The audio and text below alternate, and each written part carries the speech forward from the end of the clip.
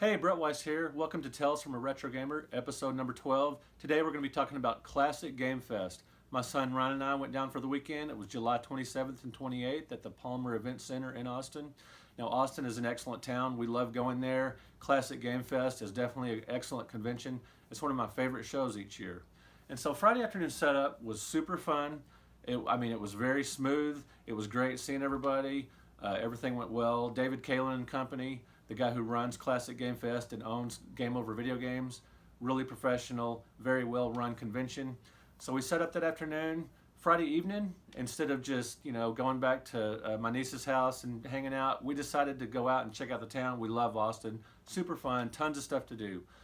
We went to Congress Bridge. Now, if you don't know, Austin is home of the world's largest native bat population. More than 1.5 million bats congregate in this one area in Austin, in the netherworlds, wherever bats hang out, caves and whatnot. But in the evening, when the sun goes down, they will suddenly swoop out of there, and there's just tons and tons of them. And it almost looks like smoke. There's so many. And we went and watched that with lots and lots of other people. It's a major tourist attraction there. So it was really cool seeing the bats come out. That's always a lot of fun. It's really bizarre. And so after that, we walked over to 6th Street and just had a great time. We like to watch the live music, party with the freaks and all that kind of stuff. There's a lot of wild characters on 6th Street. It's a really fun part of town. And Voodoo Donuts, one of the cool places to go on 6th Street is Voodoo Donuts. And my favorite thing to order there, the thing I always order, is their most expensive item. Now, if you know me, I'm kind of cheapskate, and I might get a glazed donut or something for $1. But at Voodoo Donuts, I always have to get the Memphis Mafia. Now, it's this amazing apple fritter with chocolate glaze, with caramel, with chocolate chips. It's just amazing, and it lasts me. It's like 2 meals worth. It's incredible. So tasty. So anyway, we had a great time hanging out on 6th Street. Had a good time. Got in kind of late Friday night, but not too late. Wanted to get a little rest for the show the next day. Because Saturday at Classic Game Fest is always just swamped. It's an amazing show with, like I mentioned before, David Kalin, who owns Game Over Video Games. He runs it, so a lot of the store customers come out for the show. It's a big event in the city. They get a lot of turnout. Super busy Saturday. I sold a ton of books. That was awesome. One guy came up and told me that he was looking at my books. He'd never heard of me before, never saw my books on Facebook or Amazon or anything, but he saw the Classic Home Video Game set. And when I told him about him, he goes, "I like complete sets." Bought the set, easy sale. It was like that all day. It was very breezy. Book sales were awesome. One guy came up and said he worked for GameStop, like in the corporate offices, and he said when they would have board meetings, in the boardroom there, my books were there. So if you got to the meeting early, you could thumb through the books or whatever, and it was just part of basically the furniture in this room, the bookshelves, the chairs, the table. There were my books, he said. And that's really cool. That's very flattering to me that a big corporation like that would have my books there. That was awesome. Now, I just wish they would stock my books to sell, but that's a story for another time. One really cool thing about Classic Game Fest is I always see a lot of people I know. One person was Weiss, who runs the Portland Retro Gaming Expo. Now, sometimes people get us mixed up. Weiss, he's Rick Weiss, W-E-I-S, and I'm obviously Brett Weiss, W-E-I-S-S. And people have come up to me and said, "Hey, you run the Portland Retro Gaming Expo." And I'm like, "No, that's Rick." But anyway, Rick's a really good guy. Really cool seeing him. And his show's coming up in October. And I also saw, of course, I hung out with David Kalin a little bit, saw his family. He was really cool. He came up and introduced his parents, which I'd never met before. I first met David way back in 2007 when my first book, Classic Home Video Games 1972 through 1984, came out. When that book came out, the very first autographing I did was in his original store in North Austin. So Dave and I had been friends ever since, cross-promoting, and it's been awesome. I've become friends with his family. Really cool guy, great family, and like I said, he runs a stellar show. Now, when I do Classic Game Fest, the first thing I do when the show begins is I like to check out Game Over Video Games. They always have a $1 sale. Now, they'll have tubs and tubs of merchandise for $1 each. Just, anything from Atari 2600 commons to game boxes, just empty boxes, to just super common PlayStation 2 and Xbox games, stuff like that. Well, I actually had a pretty good find at this particular show. I found these TI-99 games in the box. Let me show you. found a little stack of them, which I thought was really cool. Someone had come through and written themselves the titles on the side of the boxes, because you can see the boxes are really boring. They're even more boring than Sega Master System boxes. You know, just very dry information and just the white box. But I want to point out this game in particular and show you the manual real quick, because it's a Space Invaders clone. And the manual is pretty colorful, and the game's a lot of fun. Once again, the cartridge is about as boring as the box itself. But the manual looks neat, very colorful, and TI Invaders, cool Space Invaders clone. I'm mostly a console collector, as you may know, but I do collect old computers that are cartridge-based, like the Commodore 64, the Commodore VIC-20, and the TI-99, Atari 8-bit. I love old computers that accept cartridges. Don't mess with the hard drives too much. I'm not really a techno guy like that. I didn't grow up with a computer in the house, so that never was my thing. But to me, those old computers that accept cartridges are just like having another console, so those are very cool. Now, another thing I found was there's a particular retailer that it's a chain store, that they sell all their games factory sealed, boxed, complete, whatever. They don't care. They sell all their used games at cartridge, or their old games at cartridge only prices.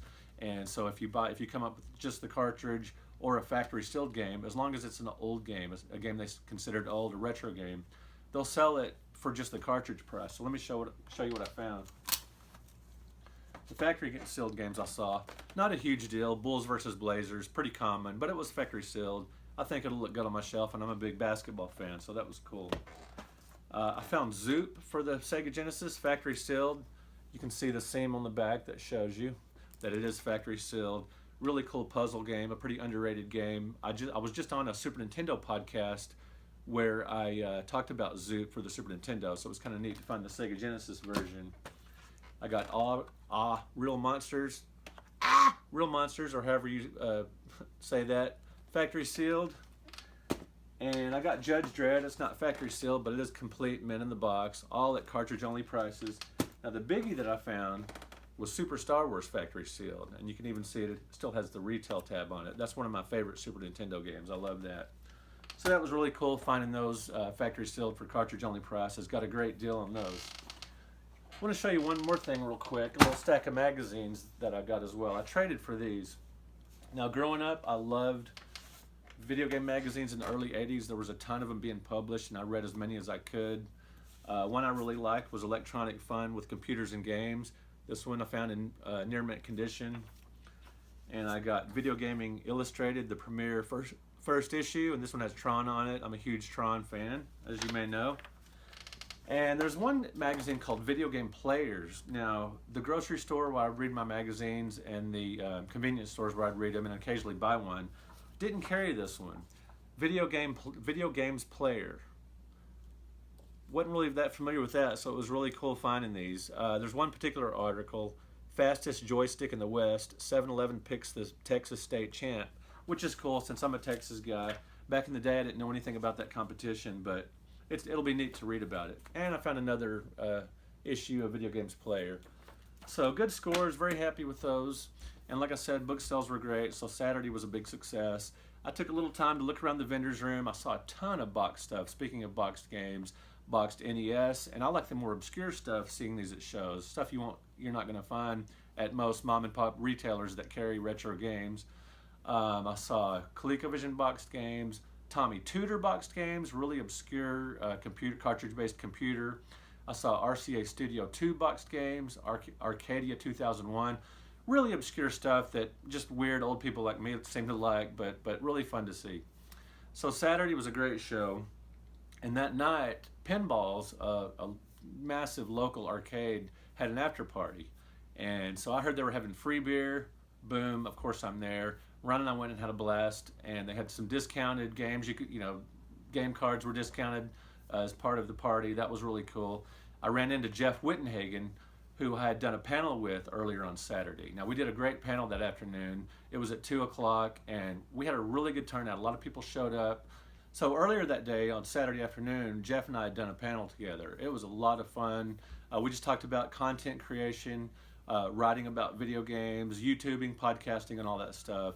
Had a lot of great questions from fans. It was super fun, and it was funny. During the panel, Classic Game Fest was kind enough to actually run this show behind me on the screen while we were talking about games and whatnot. It was really cool. Now, the picture doesn't do it justice, but it was a real clear picture, and so it was kind of turning around every once in a while. I was doing the panel, and there's this massive screen of this show going on. So that was, with the sound down, of course. So that was kind of fun. That was cool. It was good publicity. I really appreciate Classic Game Fest for doing that.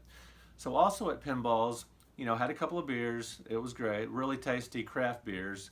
And one thing I did play some games at Pinballs. I played the world's largest pinball machine, Hercules.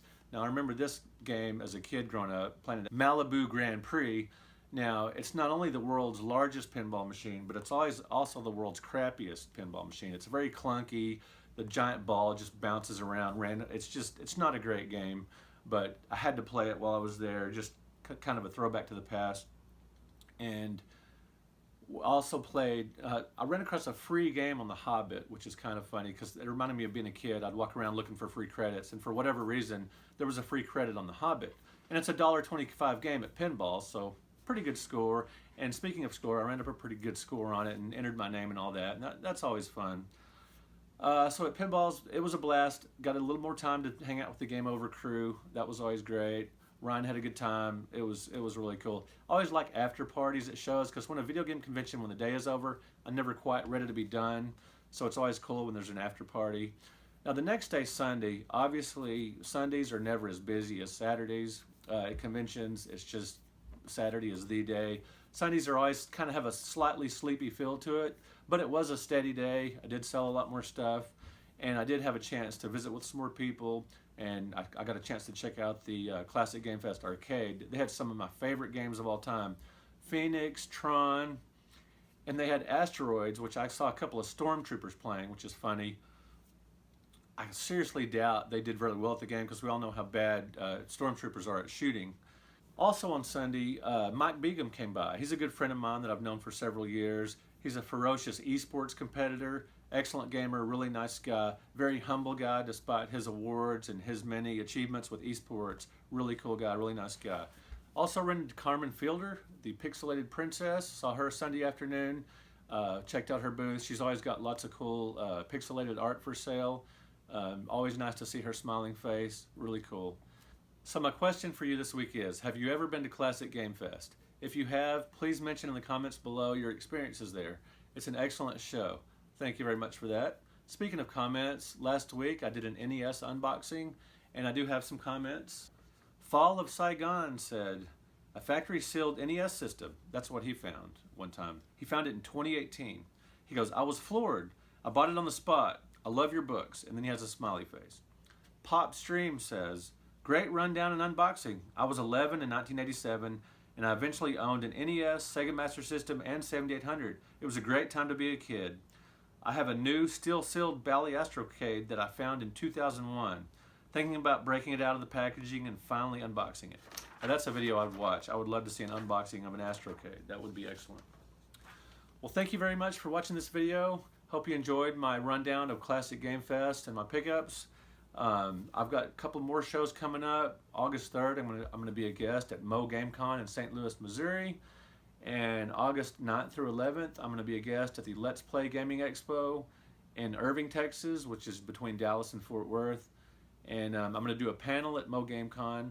If you guys come out, hope to see you there. That would be awesome. Now, speaking of Let's Play Gaming Expo, I recently interviewed Brian Kalin. He's gonna be a special guest at the Let's Play Gaming Expo.